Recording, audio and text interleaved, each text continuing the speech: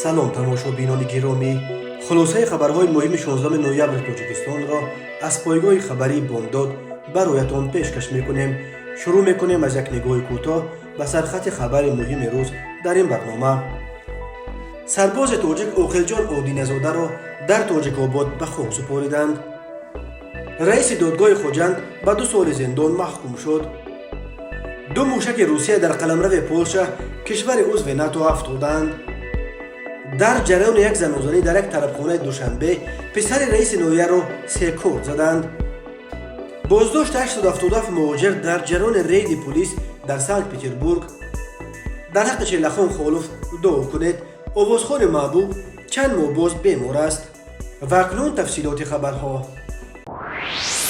нимаи дуюми рӯзи 15 ноябри соли 2022 дар деҳаи сафедбуни ноҳияи тоҷикобод маросими видо ва дафни сарбози тоҷик одиназода оқилҷон ҷумабек баргузор гардид.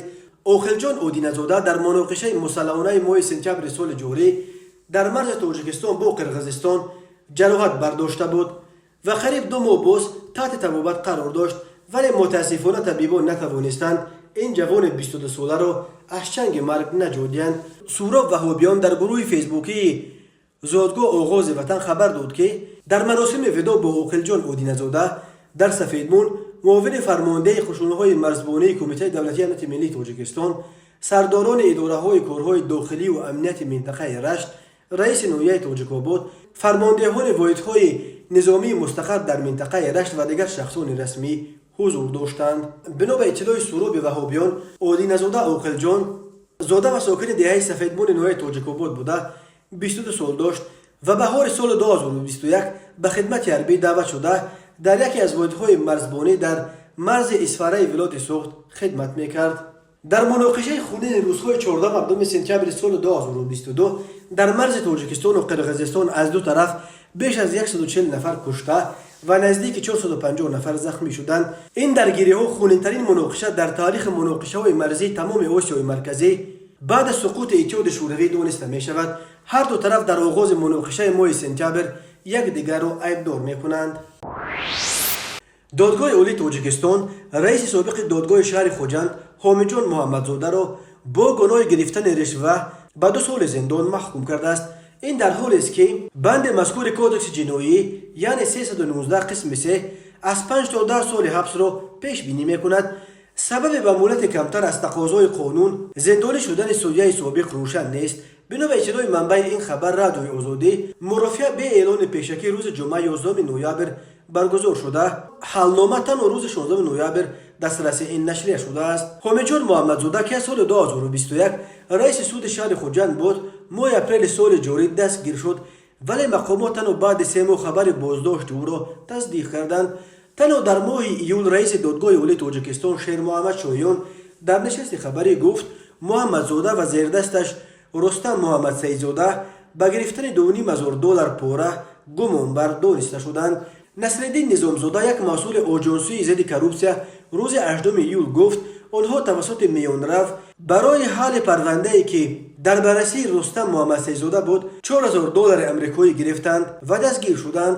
дар муҳокимаи рӯзи 11 ноябр дар додгоҳи олии Тоҷикистон Рустам Муҳаммад Саидзода низ 2 сол аз озодӣ маҳрум гаштааст. то ин дам назари пайвандон ва ё вакилони мудофиаи онҳо дастрас нест. қаблан гузориш шуда буд ки раиси додгоҳи шаҳри Хоҷанд Ҳомиҷон Муҳаммадзода рӯзи 22 апрели соли 2022 дар ҷараёни як амалиёти вижа ҳангоми гирифтани пора бо далели шайӣ ба даст афтодааст.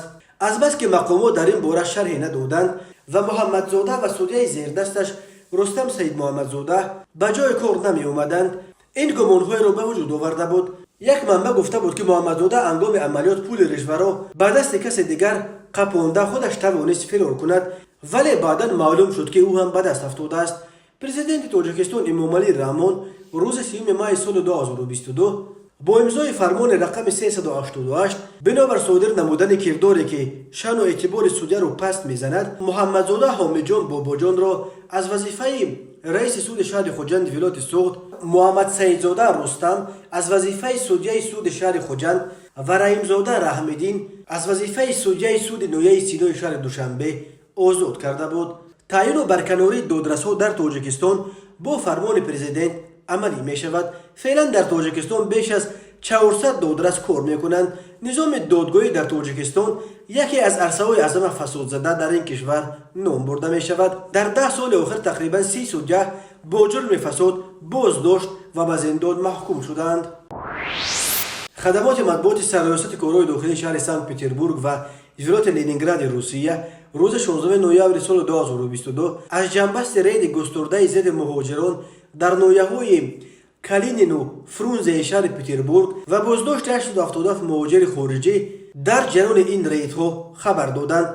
گفته می شود کارمندان پلیس در جریان این رید اساساً به مکانهای بود و باش مهاجران خارجی و همچنین به مرکزهای صنعتی و سودا که خارجیان را برای کار جلب میکنند تمرکز کردند. در عموم کارمندان پلیس اسناد 877 شهروند کشورهای خارجی نزدیک را تفتیش کردند. همه آنها را برای بررسی به شعبه های پلیس آوردند.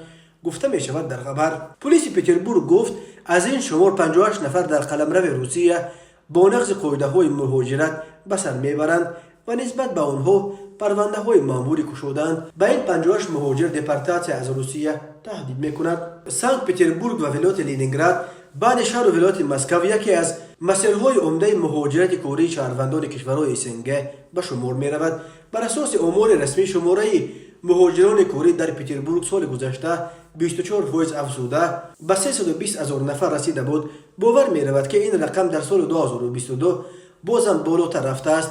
اکثر آنهایی رو که به جستجوی کار به این منطقه می آیند شهروندان کشورهای اسنگه از جمله مهاجران از آسیای مرکزی با شمول مهاجران تاجیک تشکیل می دهند. بنا به آخرین آمار وزارت کارهای داخلی روسیه در سال 2022 از تاجیکستان بیش از 2 میلیون نفر محض به جستجوی کار به روسیه آمدند.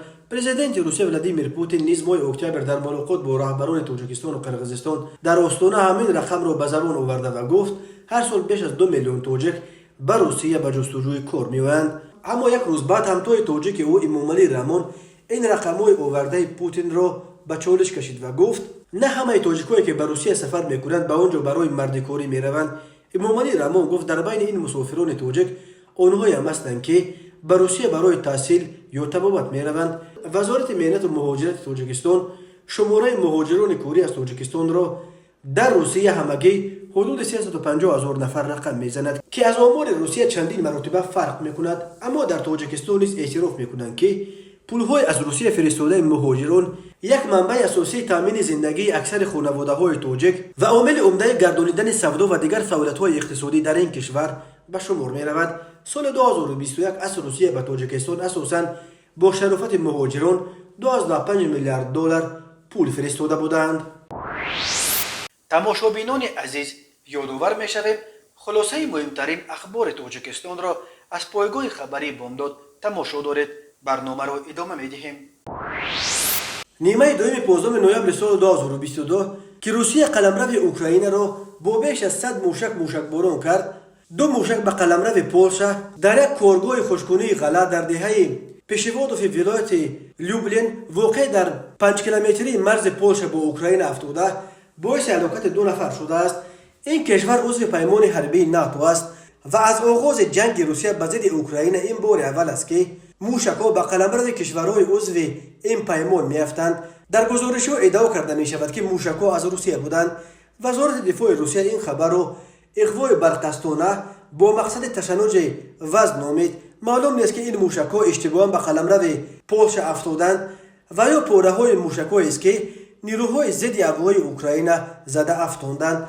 وزارت خارجه پولشا در قلمرو این کشور افتادن 2 موشک ساخت روسیه را تصدیق کرد و گفت سفیر روسیه در ورشاو در رابطه با این قضیه به وزارت خارجه دعوت شده است. بنا به اطلاع وزارت موشک‌ها نیمه دوم روز 15 نوامبر ساعت 15:35 در جریان موشکباران اوکراین از جانب روسیه به خاک پولشا افتادند. نماینده پنتاگون پاتریک ریدر گفت هنوز تصدیق کردن نمیتواند که موشک‌ها در خاک پولشا افتاده و یا پاره‌های آن مربوط به روسیه باشند، ولی اسوسییتد پرس خبر داد که این موشک‌های روسیه اند و سبب هلاکت 2 ساکن پولشا شدند. در همین حال وزارت مدافع روسیه خبر به خاک پولشا افتادن موشک‌های روسی را اغوای دیده و دانسته نامید و گفت به یگان هدف در نزدیکی مرز اوکراین با پولشا از جانب روسیه یگان ضربه زده نشده است. پاره‌های موشک‌هایی که مطبوعات پولشا از جای حادثه در دهه پیشوادوف نشر کردند به تسلیحات روسیه یگان ربط ندارند. بنا به گزارش نشریه لیبلین 112 موشک در نزد یک تراکتور در بنگاه قبول غله افتاده است. یکی از شاهدان حادثه به این نشریه گفته است اول صدای بلند مانند به اشتک به گوش رسید و سپس همه چی ترکید. همسایه ها میگویند که باز یک موشک دیگر هم بود که احتمالاً در سرو افتاده است. پرزیدنت اوکراین ولادیمیر زلنسکی در مراجعتنامه شام 15 نوامبر اظهار داشت که موشک‌های روسیه به پولشا ضربه زدند. زلنسکی از پولشا پشتیبانی کرد و گفت اوکراین چندین بار گفته بود که این دولت تروریستی تنها به کشور ما محدود نمی شود. فراتر رفتن ترور روسیه تنها مسئله وقت است. به اطلاع دریافتی ظفرجان سمی مسئول تالار وی فرودگاه دوشنبه و پسر شریف سمی رئیس نوعه اسماعیل سامانی پایتخت در یک زنازنه زخمی شده است. منابع رادیوی آزادی روز 15 نوامبر گفتند او به سرش 3 ضربه کارد خورده. وزارت کارهای داخلی تاجیکستان زخمی شدن پسر منصبدار بلندپایه کشور را تحقیق میکند. حادثه شب 11 نوامبر روی داده است ولی تفصیلاتش نو در دست رادیوی آزادی شد. منابع در مقامات تفتیشاتی گفتند ظفرجان سمی 24 ساله در طربخانه در محله 112 نویه سینای دوشنبه با گروه از جوانان مناقشه کرده مجروح شده است و پس از معالجه وضعش بهتر گردیده است. سبب مناقشه معلوم نیست و هنوز شرح داده شده است که بوای به کی سر زده است. نصرت الله محمودزاده سخنگوی وزارت کارهای داخلی تاجیکستان روز 15 نوامبر گفت این یک اوباشی است و نسبت به آن پرونده جنایتی باز شده است. این حادثه امکان دارد نسبت بر شهروند شود. گمانبران معین هستند و دسترس می شوند. این حادثه ناگهانی است، به وظیفه پدر و پسر دخل ندارد. پرونده جنایی باز شده است، تفتیش ادامه دارد، گفت او. مقامات به سبب خلل نرسانیدن به تفتیشات نام گمانبران را نگفتند ولی منابع رادیوی آزادی میگویند طرف دیگر جنجال نیز شخصی نزدیک به منصبداران هست.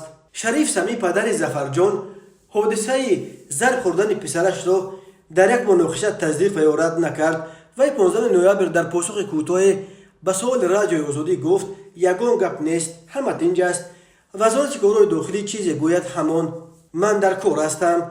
کوشش تماس با خود ظفرجان سمی نتیجه نداد. 3 همکارش در فرودگاه دوشنبه گفتند او روزها به کار نمیآید. شریف سمی این را شرح نداد. صادر شدن جنایت با اشتراک فرزندان منصبداران در تاجیکستان زود ثبت می شود، اما در اکثر موارد پرونده های آنها جدی تحقیق نمی شود.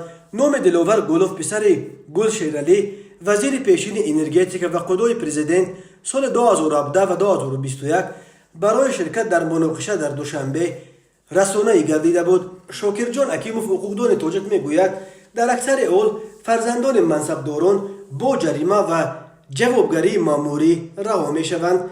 نسبت به آنها جزای شرطی مقرر میکنند یا تماما جزا نمیدهند.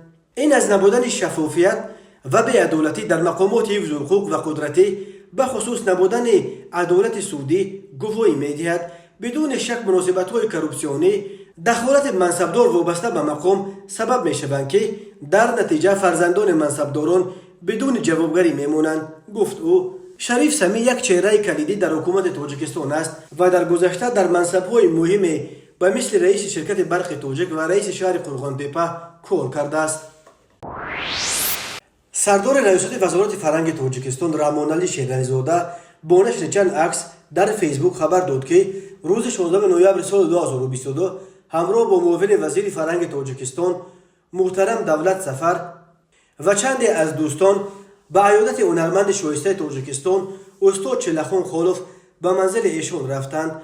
طور دوستان آگاهند این شب و روزها آوازخوان معنی سرای ما از بیماری کمی رنج میبرد، اما از دیدار و صحبت ایشان ما به خاطر آسوده برگشتیم، زیرا چلخان خالوف در هر حال رویه قوی دارد. او ضمن صحبت ابراز داشت که هنوز 30 سرود تازه نونوشته در ایجادیاتش دارد. خداوند مهربان که شفایش را ارزانی داشت، سرودهای نوم را برای مخلصان هنر ثبت و تقدیم میکنم. از خداوند مهربان برای این هنرمند محبوبمان شفای عاجل تمنا داریم، نوشته است رحمانعلی شیرانی‌زاده. قبلا ژورنالیست سیاف میزراب خبر داده بود که روز 3 مارس سال 2022 چلخان خالوف در مرکز ملی طبی شفابخش در بینای رقم 10 جراحی گرده کردند. سیف مزروب شلخون خولف را با گرده ترین سراینده توجک نام برده خبر داد که روز 4 مارس وقتی آوازخان بعد نرکوز دوباره به اوش آمد خواهش کرده است که مخلصانش در حق او دست به دعا باشند.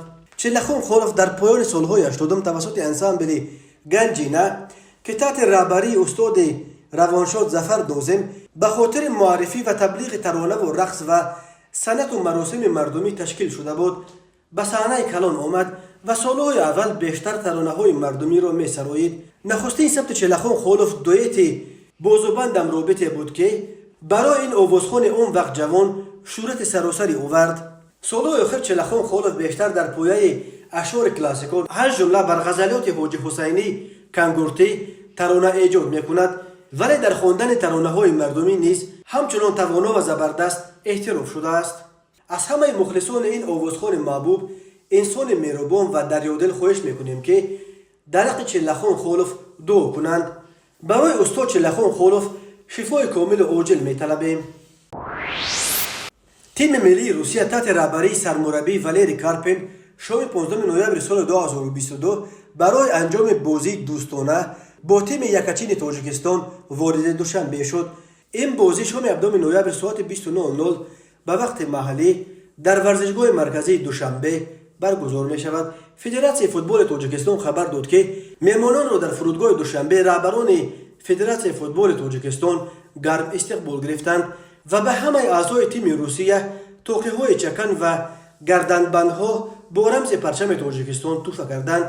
در ویدیو نشر شده دیده می شود که چگونه در فرودگاه بر سر هر فوتبال باز تیم روسیه توقی پوشانده به گردنشان شرط می اندازند. چون این گردنبندها را معمولا مخلصان تاجیک در بازی های دسته های یکاچین کشور به گردن می اندازند. والری کارپین در صحبت کوتاه در فرودگاه گفت هر ورزشگر همیشه می خواهد که غلبه کند. ما هم این را می خواهیم. تیم یکاچین تاجیکستان هم در میدان خواهیم دید که قوی تر است. البته ما می خواهیم مهارت بازیگران را ببینیم که تا کنون در بازی های بین المللی اشتراک نکردند. خیلی خوشم از آن که در تاجیکستان ما را چنین پیشواز گرفتند. الکی از 10 دقیقه اول دیده می شود که ما را در اینجا خیلی صمیمانه استقبال می گیرند. کارپین به دوشنبه 26 فوتبال باز را آورده است که اکثرش بار اول به صف تیم ملی روسیه دعوت شدند، اما دروازه‌بان تیم کراسنودار مدوی سفونوف به سبب لت خوردن و نیمه حمایتگر سپارتاک آنتون زینوفسکی به سبب شمال خوردنش به دوشنبه آمدن نتوانست. مسئله اشتراک کردن یا نکردن زینوفسکی را باید طبیبان حل کنند. حمایتگر زنیت دلیر کوزیایف که پدر و مادرش تاتارهای زاده تاجیکستانند بعد بازی زنیت با فاکل در ورانش روحی دوشنبه می شود. فدراسیون فوتبال تاجیکستان همچنین خبر داد که روز 16 نوامبر تیم ملی تاجیکستان برای آمادگی به بازی با روسیه در هیئت پررش جمع آمد. مربی خروات پیتر سگرد 27 فوتبال باز از جمله 14 لیگانیر را به هیئت تیم ملی دعوت کرده است. در اختیار سگرد 3 دروازه‌بان، 8 حمایتگر، 11 نیم حمایتگر و 5 حمله‌گر قرار دارند. تماشابینان عزیز و گرامی، این بود مرور به خلاصه چند خبر مهم امروز تاجیکستان. خبر و گزارش های بیشتر از تاجیکستان و درباره تاجیکستان و اطراف آن را در سامانه پایگاه خبری بامداد در این نشانه پیگیری نمایید: www.bomdad.com. خوش باشید.